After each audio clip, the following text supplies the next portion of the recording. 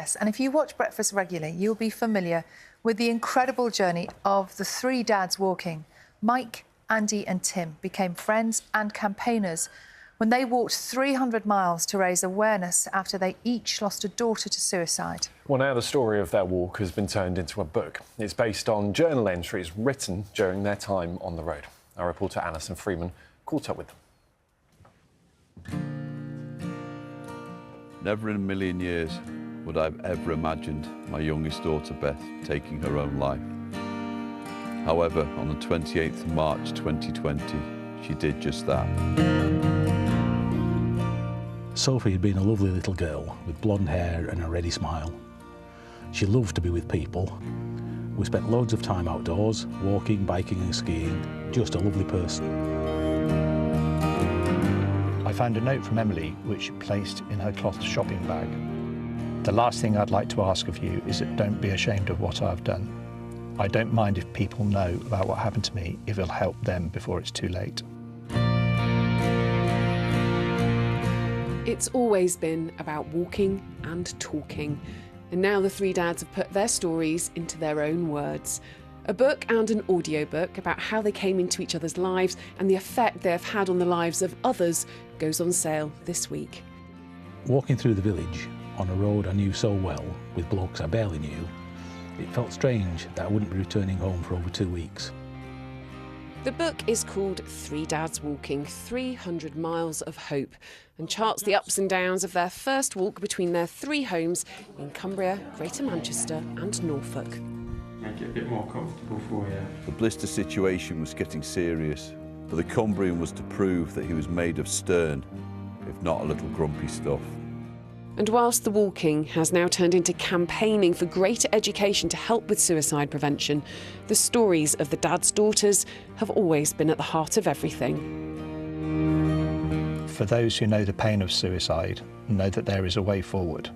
For those that have thoughts of suicide, know there is help. You are never alone. There is always hope.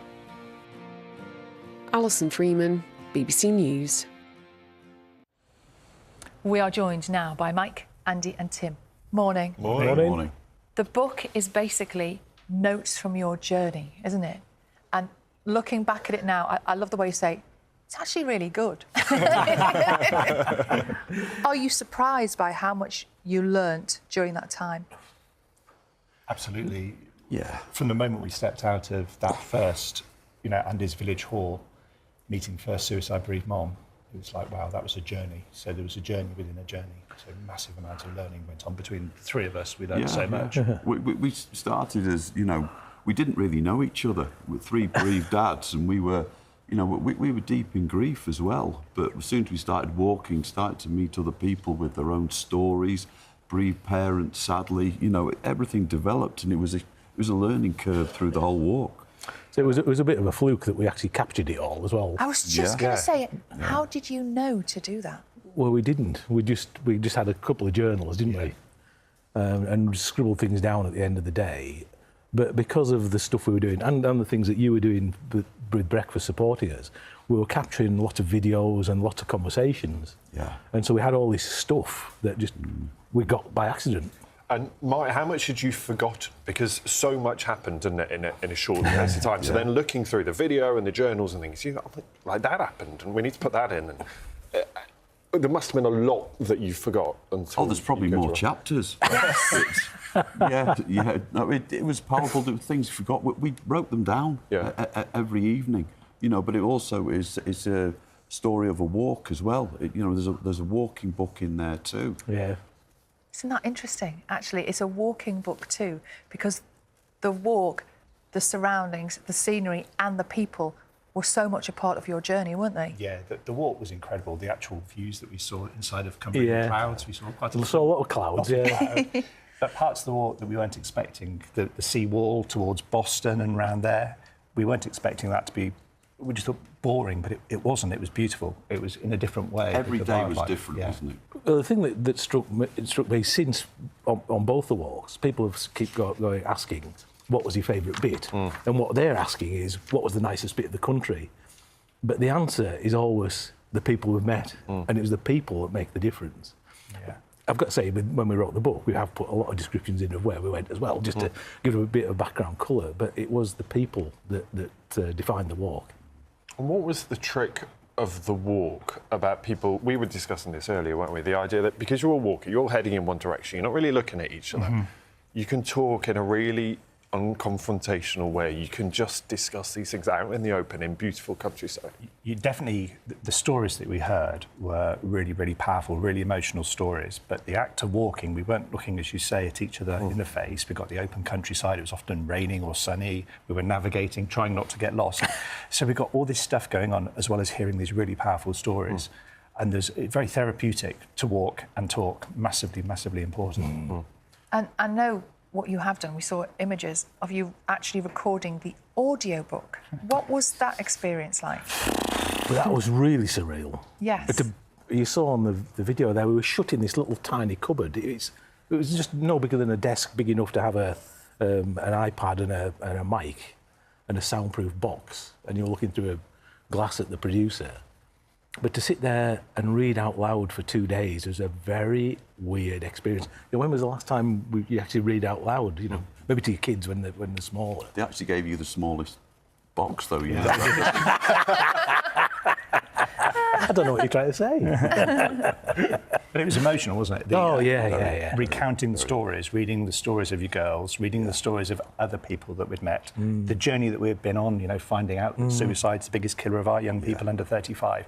So recounting all that again, some of it was like living it again for the first time. So it was emotional. I had a few tissues in my booth. You're right, softy though. But it was really nice to actually read the book. I hadn't read what these two had written until Christmas, when we saw the very first the draft, and that was when I decided it was a good book. Actually, it was like this is actually, it was because there's so much in it in terms of emotion, lots of stuff that does generate tears. And even though you spent laughter. so much time together on the road, you still learned stuff about each other. Oh yeah, from hearing that. Oh yeah. Yeah. Reading Mike's Well, he keeps calling me grumpy. I know, we've already had that conversation this morning. Is he really grumpy? No. Yes. we're very different characters. Remember, we didn't know each other really. This is about the third time we'd met when we started the walk, you know. But, you know, I don't want to... We learnt a lot about each other, but we have the utmost respect for each other as well, because we know each other, what we're going through. You know, the grief of losing a daughter to suicide is, you know, it's beyond anything I could... You know, it's so hard. You know, but knowing these two guys are there and they feel the same as myself, you know, it was powerful. And where is your campaign up to? I know your campaign... Yes. We're a bit stalled at the moment. We should explain this is so that suicide prevention goes on the curriculum in schools. That's right. So it's a compulsory part of the curriculum. So last year, we spent so much time in Westminster, didn't we, talking to civil servants and ministers. So we've got involved in the review of the RSHE curriculum. So that's happened. We know they've written a new curriculum, which was due to come for public consultation before Christmas, and it hasn't. It was going to come to public consultation after Christmas, and it hasn't. We had a meeting with Damien Hines, who's the new schools minister, in January, who said the process is still going on, and nothing's happened. So we wrote to him actually about a week ago, 10 days ago, to say, people are going to ask us this question on this next walk, what would you like us to say?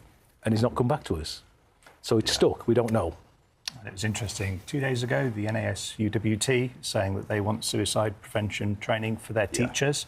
And that's exactly what we're talking about. We're talking about a whole school approach for teachers, for parents, and for the children. Get everyone talking on the same page. And there is another walk, isn't there? Oh, yes. So this 2 weeks today. Yes. Wow. We're starting in Stirling, Edinburgh, then kind of Newcastle, Leeds, Hull, Boston, and then on to Norwich. So it's down the eastern side of the UK, about just over 500 miles. Yeah. Good luck. Thank you. It's so nice to see you all. Thank you for coming in. Thank you. This morning. Thank you. I hope the feet are okay.